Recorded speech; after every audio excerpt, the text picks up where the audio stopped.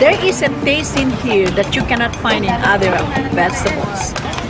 And the more you eat, the more it's become tasty and you keep on, asking for it. What this farmer in Hawaii is talking about is not a vegetable, it's a tree. And while Vicky Domingo says it has an unusual flavor, there's more to this tree than meets the taste buds. You keep on eating and eating and you can feel your body is more energetic, more healthy, and you can see the difference. You're not dropping, you keep on, just so active. Domingo says she has grown this tree on her farm for more than 25 years. She harvests moringa twice a week all year round.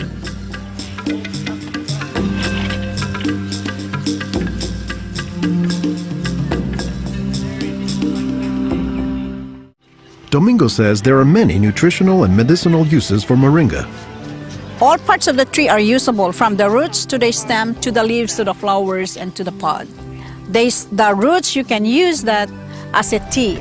And then the trunk, you can scrape it, squeeze it, get the juice, put in your cut skin, and your skin will heal. Dr. Will McClatchy is an ethnobotanist at the University of Hawaii. He studies the ways that humans interact with plants. Moringa is one of these trees that is a multi-purpose plant that fulfills such a high percentage of kind of basic needs that when people get used to using it, they really can't see what it's like to live without it.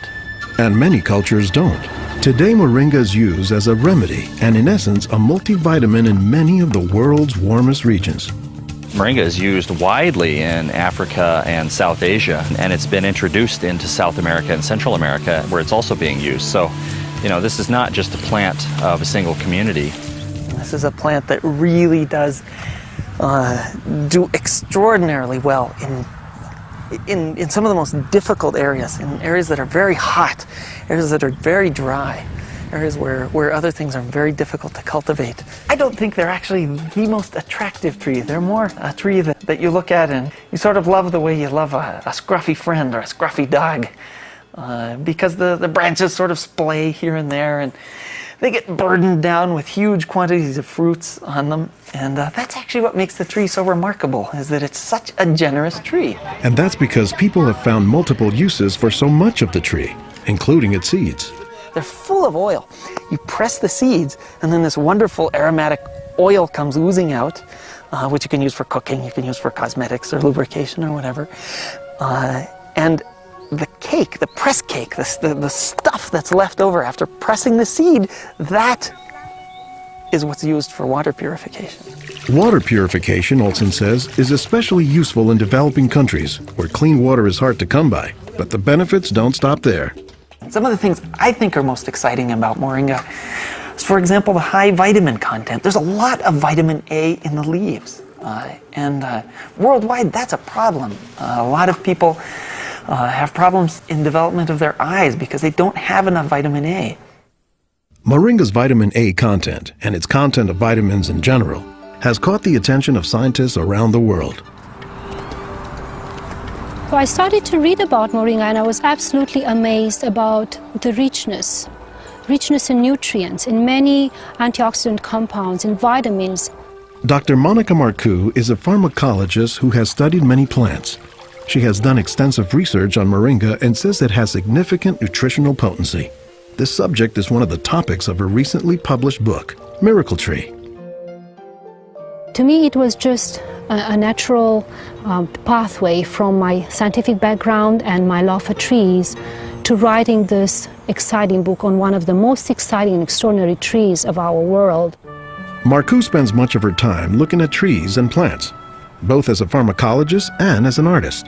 While Marcoux, the nature photographer, is grabbing shots of plants, Marcoux, the pharmacologist, says she has a bigger concern. We are having an epidemic of cancer and cardiovascular diseases and many other chronic diseases. It's because we basically do not eat what we are supposed to eat. Most of the plants are famous for a particular type of nutrient, like for instance the orange or the lemon is famous for a high content of vitamin C. The spinach, for instance, on the other hand, is famous for its iron content. Moringa is very unusual because this single plant contains a wide variety of nutrients, but also in quite very high amounts. Marcoux says this concentration of nutrients combined with low calories and low sodium content makes moringa an ideal energy food or supplement that can help offset the typically unhealthy Western diet. Many of the Westerners are also deficient in antioxidant and anti-aging substances that are mostly found in plants. Antioxidants, according to the National Institutes of Health, protect the body's cells and may prevent cancer. And Marcoux says moringa is a treasure trove of antioxidants that happen to work hand in hand. Antioxidant substances and antioxidant vitamins work together in the body. For instance, it's known that selenium works better in the presence of vitamin E. Moringa has high amounts of selenium and has also vitamin E. Moringa is well known for being a good source of leafy green vegetable protein. And you don't get a lot of protein out of many vegetable foods other than like beans and things like that. So getting it out of the leaves is really a big deal.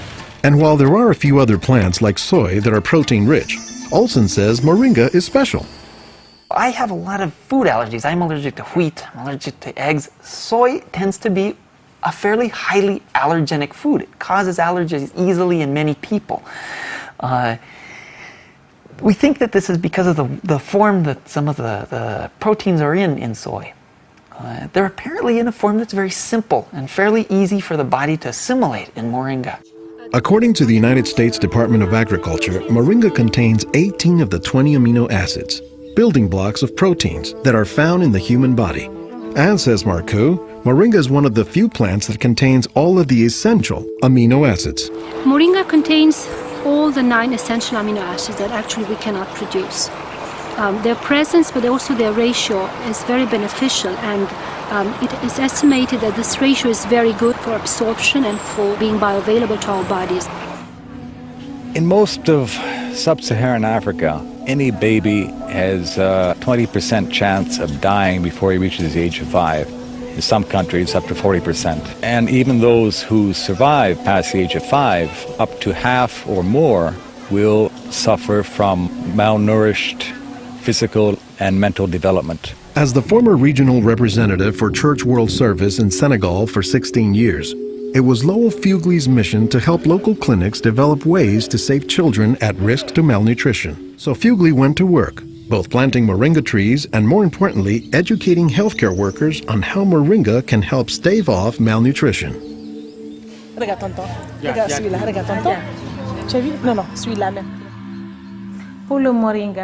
I was trained in 1998, and right away we saw the virtues of using moringa because of its very high nutritional value. So we began using it right away on an experimental basis. Healthcare workers learned to grow their own moringa trees, dry the leaves, and pound them into powder, maintaining all the nutrients. Nursing mothers were taught to add a spoonful of moringa to their food morning, day, and night to increase their milk production. They were also told to add moringa to all of their family's meals. As people changed their habits, Fugle says the results were clear, especially among children. They'll look happier, they'll have more energy, they'll smile. When they came to the clinic, limp, eyes drooping, no energy. And within 3 weeks, you see them bigger, healthier, and smiling. We observed that it was much, much more effective than the classic system we had been using, which was based on imported and costly products, such as milk powder, sugar, and vegetable oil. With moringa, people can go into town and find it themselves. Our diets are pretty bad, although they are improving. But one of the reasons they're improving is because we're starting to adopt more and more of these kinds of plants. I've been in villages where the only trees that survive and grow well are Moringa oleifera, which is really amazing when you consider how many useful things the tree provides. Moringa it comes very close to being a perfect source of nutrients in terms of variety and concentration. So that is, I think, very unique about this moringa tree.